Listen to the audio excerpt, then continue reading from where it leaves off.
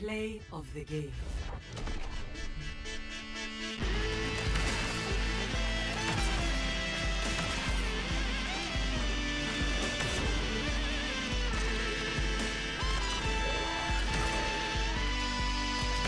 There! Are you happy now? I did the thing! If I see one more Zarya comparison, I'm sending you all to a gulag and then myself. Anywho, this lumbering mass of muscle and excellent hair is our newest frame.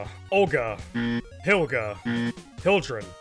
After admiring how good she looks when given the essence of watermelon and seeing at least 50 Discord servers filled with people claiming that Hildryn is now their mommy, including myself, I've now got the scoop on... well, her scoops. Hildryn was a frame that I was worried about when she was shown before release. If you didn't notice, there was a massive emphasis on the word was in that sentence. And that seemed to be a feeling that a good number of people shared, and I mean, it was pretty warranted because universally, shields in Warframe have been just about as useful as a fish on your dodgeball team. Building for shields is usually a terrible idea, because they don't benefit from things like armor, which reduces the amount of damage taken to your health, and the number of procs that bypass shields entirely anyways. Making an ability kit that costs shields was a dubious idea at best. The mere possibility of enemies constantly taking her shields down to nothing, leaving her unable to do anything, was certainly a valid fear. Not only that, but Hildryn's kit was looking rather... A 1 with an extremely limited area of effect blast, a 3 that just adds shields to allies and deals minuscule damage to enemies, and a 4 that seemed like a worse version of Bastille because Hildryn herself becomes the Bastille and can only shoot her horseshoe projectiles at people. A lot of signs were pointing at her being a pretty mediocre frame. And then she bent me over her knee and spanked me into the goddamn stratosphere for being an incorrect shitlord. When DE was thinking up the idea for Hildryn, I think it was pretty clear that they were terrified of the idea of a shield-based frame themselves. I mean, for the past, like, what, 5 years, everyone and their mother has been building for health for reasons already mentioned previously. So, what did DE decide to do?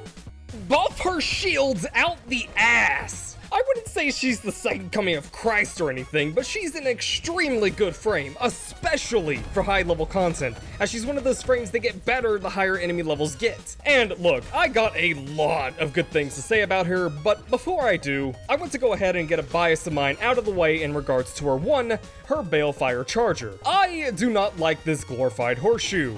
Not because of how it functions, not because it's terrible or bad or anything, no. In fact, it's actually, very fucking strong. No. I don't like the Balefire Charger because it took away the rightful exalted weapon that Hildryn should have had, her fucking arc gun. DE, how in the ever-loving Peppa Pig did you make an arc gun for a frame with muscles bigger than my house? For a frame who's clearly just Zarya if she jumped into her own personal Iron Man suit and not think to make it her exalted weapon. It truly boggles the mind, and hey, you know, it's better that we got the arc gun in general. At least we have it. I love using it whenever I don't need functioning eyeballs. I can't see shit, Captain! But how's you gonna go ahead and make her this fucking U thing when you already had the perfect weapon to turn into an exalted weapon? Imagine flying through the air with this thing. But okay, fine. Throwing bias out the window, I think the horseshoe shooter is really nice. This thing hits about as hard as Hildryn hits the gym. I mean, look at this. But while it can hit hard, it has a, dubious explosive radius, to say the least. I feel like this thing needs maybe, like, 2 more meters worth of AoE. Asking too much? No, I don't know. If the explosive radius can't get a buff for whatever reason, I would at least want to see a fire speed buff when used with her 4. Because with her 4 active, you get 2 horseshoes instead of just 1. Seriously, why am I not able to fire faster when I have double the U? Her 2 is her best ability. Hands down, it's the staple of her kit. No ands, if, or buts in the classroom, please. So here's the deal, right? Hildryn has a pretty nifty paradox going on here. If Hildryn's shields hit 0, she triggers her shield gate ability. During this, she becomes invulnerable for a few seconds, and during these few seconds, your shields can begin recharging. Now, when her shields hit max again, she can trigger the shield gate ability again. Hildryn's 2 will steal shield and armor values from enemies, adding them to Hildryn's own shield count. This can very easily get her shields back to max in one cast, in under a second, and she can cast this while under her shield gate. See where we're going with this? Yeah, Hildryn is nigh on unkillable. I know it's a bit too early to say, but it is a certain possibility that she might even overtake Wukong as the tankiest frame in the game. I don't know for sure yet, but those muscles aren't just for show. Oh, and you might be thinking, oh, but what if you get a toxin proc or a slash proc? Those bypass Shield. Her 2 wipes negative status effects. And it affects her team as well. Because game balance. By the way, this ability goes out far. I mean really, really far. It seems that DE realized that unless this power could encompass the size of the world itself, Hildryn would be slow to the punch in terms of taking shields and armor from enemies, since they'd already be dead from the team. Good on you, DE. Oh, but regarding the range, the ability screen is a dirty, dirty liar, because this value right here is misleading as all hell. This value is simply talking about the initial cast radius of Shield Pillage, not its maximum range, which goes out like 70 meters or something. So keep that in mind as you're building her. 2 things to mention regarding this power though, and they're pretty big, so pay attention. Firstly, Hildryn pulls in more shields the higher the enemy levels are. Since enemies have their shield and armor values scaled up as they level, Hildryn's 2 will pull shields in more effectively, since she takes a percentage of both their armor and shields, so she actually gets better at shield management the higher the enemy levels are. Second, and this is a big one, infested are spongy cavemen fucks who don't know about these mythical technologies yet, for the most part anyways. This means that Hildryn can be pretty damn problematic to use against infested. It's not impossible, especially if you have arcane supplementing her, but infested are for sure her worst enemy, as she doesn't have any other way of recharging shields quickly outside of, again, arcanes. On top of just being a general survivability tool, as the name suggests, it pillages shields and armor from targets. Armor being the key word here, meaning that it acts as a way of increasing damage that enemies take as well. It can't completely strip armor in one press or anything, but hey, a debuff is a debuff. Because Hildryn is going to be hitting this button a lot, most enemies are going to be losing portions of their armor quite often. So have fun fucking over anything within an area the size of Texas. Her 3 doesn't have as many cool nifty effects like the rest of her kits, but it is a great power for the team. Right, so as mentioned earlier, shields aren't exactly great in most cases. Like, look at this. Cool, right? Now, the reason Hildryn makes shields work is because of how quickly she can get them back and because of her shield gate. It makes shields viable. Now, Hildryn's 3 links allies and enemies to Hildryn at the cost of slowly draining her shield pool.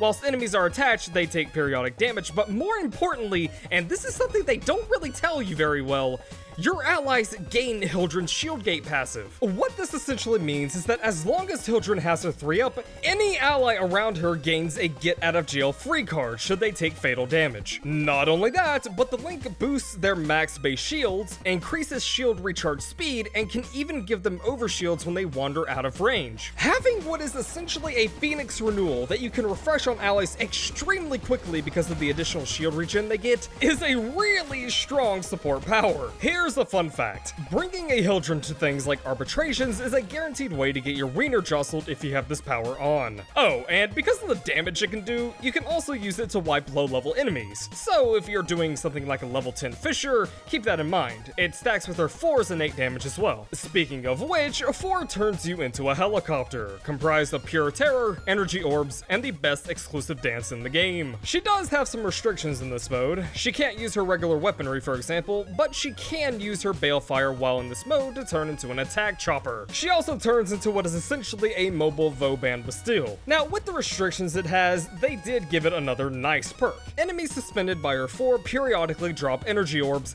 which is extremely nice for Hildryn because 3 out of 4 of her powers are channels.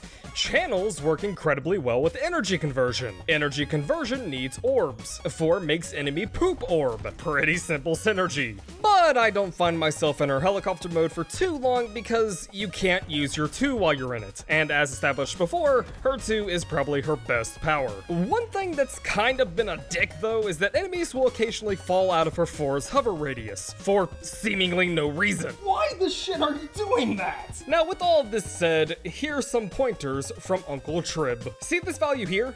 This one right here? Yeah, fuck it. If you have a Max Arcane Aegis or a Max Arcane Barrier, or god forbid both or two of the same ones, you are not going to need efficiency. If Aegis procs, you can stay in Hildryn's 4 for 20 seconds completely free, and Aegis can keep getting refreshed if you keep getting shot. If you have Barrier, you can restore all of your shields from just a single bit of damage. Along with her too, your shield bar can be fed to holy hell and back, and I've had zero problems running 45% efficiency. Now, if you don't have the necessary arcanes, then yes, you should probably pay more attention to this value for a while, but it can definitely be ignored in the long term. Range is very important, as it'll dictate the CC range of her 4 and the range of her Haven, both of which are very nice. I have my range at 175%, but if I could, I would certainly bring it up higher, and you should too. Strength is probably her most important stat. It's what determines the base damage of Balefire, it determines how big of a percentage you take from enemies with shield pillage, it increases the maximum shield capacity that you can give to allies with Haven, and it increases the shield recharge rate for allies affected by Haven. Also, tools like Pack Bolts for kick guns, Growing Power, and Energy Conversion work very well. She can proc these effects, then hit one of her abilities and hold that ability active, retaining all of the boosted strength variables until she deactivates the ability. It works incredibly well with Balefire Charger, since you can have this activated for a long time, and same goes for her 3 and her 4. You know there's something wrong with the world when Aviator, an Exilus mod that decreases damage taken by 40% whilst in the air, works with Hildryn's 4, but not Titania's. Shh, hear that?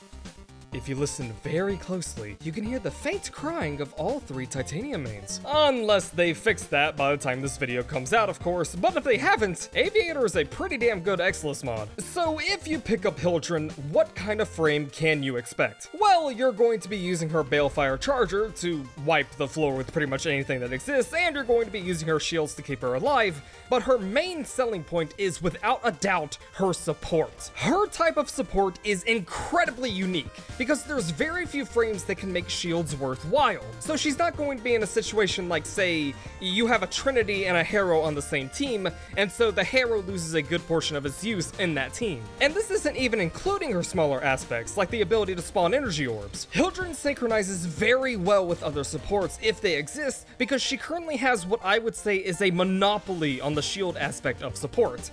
And yes, I'm excluding Mag. I know that she can buff shields for allies, but I'm sorry, Mag. Seeing a Hildryn on your team at first glance doesn't seem like much of a benefit. Who gives a flying rat's ass about shields, right? But Hildryn is like your mom. She knows what's best for you, even if you don't. She'll take care of you regardless, and she's the size of Mount Rushmore.